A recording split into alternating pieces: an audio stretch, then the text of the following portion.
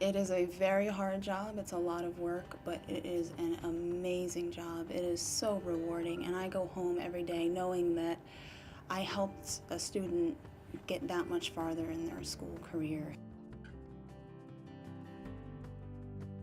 I've always wanted to be a teacher because I've always had a desire for that. When I was younger, I would always play teacher. My grandfather had come home and I'd teach him math, and he hated every second of it, but I still made him do it every single day.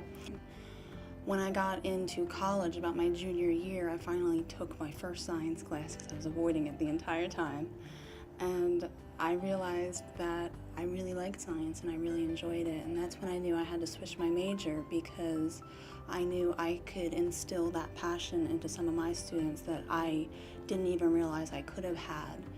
When I get up in the morning, the first thing is, how am I going to present the material to my students today to make sure they are engaged and liking what they're doing while learning. I also try to apply everything I teach them to their real life, because that's when real learning begins, is when they can attach what they already know to what they're trying to learn. So I'm constantly trying to think, how can I relate this to things that they know, things that inspire them on a regular basis.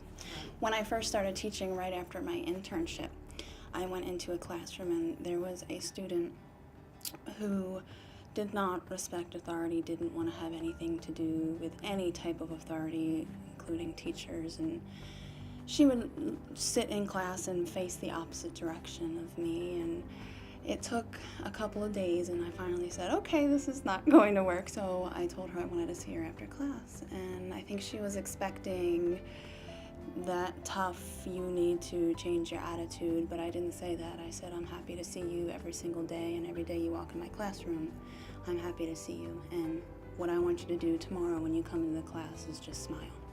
Just smile.